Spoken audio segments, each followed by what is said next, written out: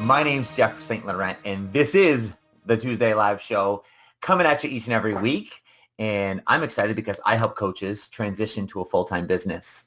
And all the topics that I present on here on my Tuesday Live shows are focused on helping it make it easier for you as a coach who's serious about creating a full-time business. And when I say a full-time business, that means a full-time income from your business. And if you want to do it part-time, things like that, if you want extra money, this will absolutely help you as well. But especially for someone who needs that structure, who really wants to move forward, this is for you. Excuse me. I do record all of these live shows, and I put them on my website, sellingcoaching.com. Go ahead and check that out. My university is where I place all these calls, the recordings. So I've got a great group of resources there for you. Right on the homepage, the first resource I'd start you off with would be you'll see a place to enter your name and email address. That's going to get you an audio resource called Launching Your Full-Time Business, the First 3 Vital Steps. So go ahead and check that out. Also, right on that homepage, at the top of every page, actually, on sellingcoaching.com, you're also going to see an invitation to my private Facebook group. And it's a great place for us to interact and see what we can do together. So with that being said, let's jump into today's topic. Now, today's topic is the repetition factor. And of course, the repetition factor in your business success. Now, let me share a little story with you because we all love stories, right? When it comes to repetition, obviously we're talking about repetition to build habits in our business, right? So this isn't like, oh my God, this is a mind-blowing topic type of thing, like, oh, but I want to express some specific things in here today that we really must get better at. But what the story goes, back in grammar school, when I was in the 4th grade, I was in a parochial school, Catholic school, and I had a nun as a teacher. Her name was Sister Marie Troy. And she has these famous sayings. Well, there's two famous sayings that she had. One of them was, repetition is the secret of success. And we would say it all the time. Repetition is the secret of success. And also, she said, 3 times for the normal mind, right? Meaning you have to hear something at least 3 times for the normal mind in order to start to, get it or understand something. Never mind, memorize it, right? And that's for the normal mind. And I would venture to say, we would say that most people don't have the normal minds. We need more repetition than that, right? So repetition is the secret of success, 3 times for the normal mind. Simple concepts, but it's funny how those quotes stuck with me for all these years. But even something more than that, when we were in the 4th grade, and this is, I would venture to say 32 years ago as of today, not to the day, but we learned something called the prepositions. And I think prepositions, if I remember correctly, is words before like a noun, like around the corner, through the bend or whatever it is. I don't know. So like that's, if I'm wrong, I don't know. But we had to memorize the prepositions. And the interesting part is that my brother had her as well. And we still know some people that went through Sister Marie Troy's class that have memorized the prepositions. And to this day, literally 30 plus years later, for all these people, if I go up to anybody, if I go up to my brother and be like, hey, give me the prepositions, every single one of us, without fail, and I've tried this, I don't see all these people all that often, but when I've tried them, we get to talk and I'm like, hey, do you remember the prepositions? And we would recite the prepositions like just like this, off the top of our head, not having said it in probably decades, which shows the power of repetition. And I'll recite the prepositions for you now. Above, about, across, after, against, along, amid, among, around, at, before, behind, below, beneath, beside, besides, between, beyond, by, down, except for, from, and into, of, off, on, over, through, throughout, till, to, toward, under, until, unto, up, upon, with, within, without, during, near. Now that's in alphabetical order except for during and near because we learn those added on later on. Now that's 32 years later. How many times in the last 32 years have I said those prepositions? Not many, maybe a handful of times when my brother or I had kind of said that, but that's about it, right? So the point of that is to show the power of repetition. And you're like, oh, Jeff, who cares? You know the prepositions, blah, blah, blah. Woo, big deal. What I want to translate that to is our business. And what we're doing as a business owner in what we do in selling our coaching services. That can be one of the most challenging aspects of our business because we're not selling a product. We're not selling a toothbrush or a phone or a TV, a product that's just like, okay, here are the features. It's very different than selling a product, a tangible product. A lot of people that I've worked with as I mentored them towards their full-time coaching business who have come from sales, who have done sales of a specific physical product. The selling of that is actually very different than selling a service-based business of our coaching. And there are some similar threads, but a big piece of it is very different. And when it comes down to it, what's most challenging for us as entrepreneurs is that this is a product. It's us, basically. We are the product. We are the service, is coaching. So that makes it even more difficult, especially if we have, if you will, some limiting beliefs in our head about ourselves and our worth and our worth as a human being, number one, but our worth as a coach and the value that we bring to the marketplace, because that's what we get paid for. And that comes across energetically in the way we present ourselves, which now goes into what I'm talking about in terms of repetition. We've got to work at our craft. We've got to work at what we do so we can articulate our words and those prepositions, so to speak. In other words, we've got to be good. And good isn't even good enough. We've got to be great if you want to succeed, and you've got to present yourself well. So that's where some of the specifics I want to start talking about today in terms of repetition. Well, where does repetition come in? Because if I just left it at that, okay, repetition is the secret for success. Great. Practice, blah, blah, blah. Okay, great. Thanks, Jeff. But what do we need to practice? What do we need to repeat repeatedly, if you will, to form a habit? See, when we repeat something over and over again, we begin to get better at it. But we also want to recognize that repetition of something forms a habit. Now, I don't want to judge a habit as a good habit or a bad habit. Let's just say there are certain habits that we have. And let's just look at, as a result of this habit, what are my results?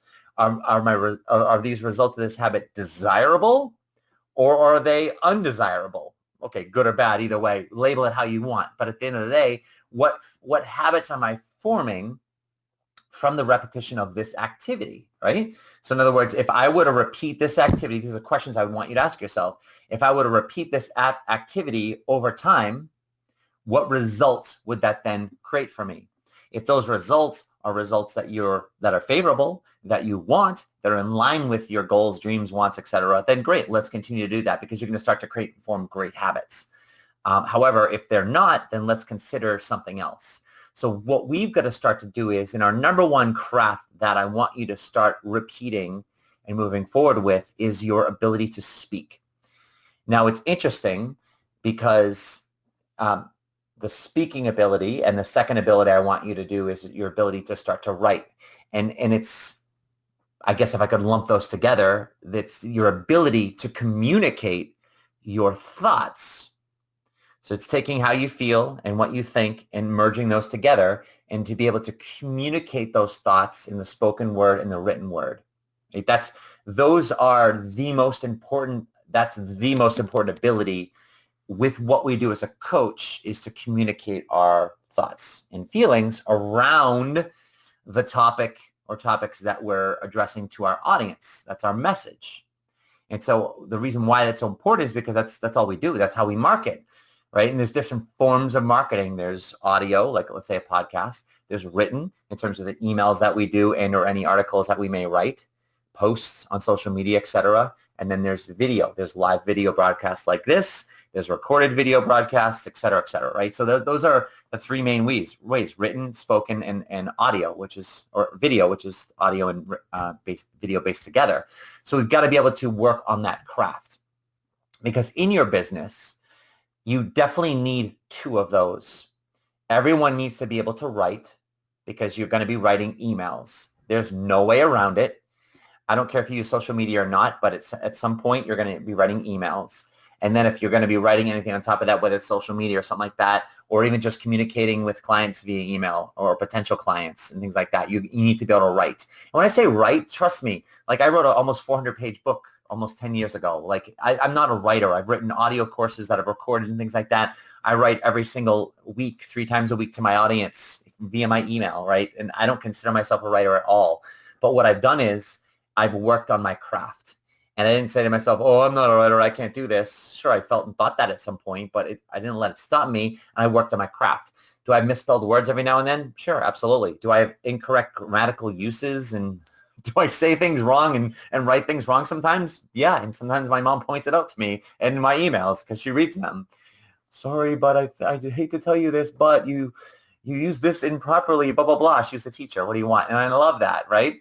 And then usually if I don't get an email back from her, I'm like thinking, all right, I probably didn't spell anything wrong or say anything wrong, which is great. But either way, that's irrelevant, because the whole point is I'm not saying you need to get better at this stuff and relearn your grammar and stuff like that. You learn as you go along. And if you start spelling things wrong, you figure that out, right? That's not what people are going to pick out on. And if that's all someone picks out on is, oh, you spelled this wrong or spelled that wrong, it's like, oh, great, I appreciate it. Thanks. What did you receive from what you read?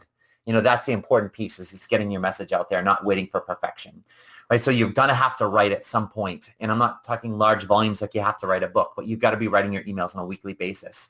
And then, of course, you've got to be speaking. You've got to be speaking at least through a podcast or through a video or through live speaking engagements.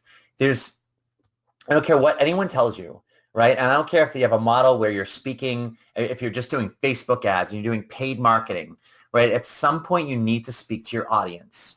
And that's what the repetition that you are required to do in this business to get better and work at your craft, right? And when I work with my mentor coaching clients, that's why what I do is one of the things as we get them structured is I set them up for a weekly event and their email structure based upon that. And that's if you role model what I do here is I've got my weekly Tuesday live show that I have every week at 12:05 Eastern.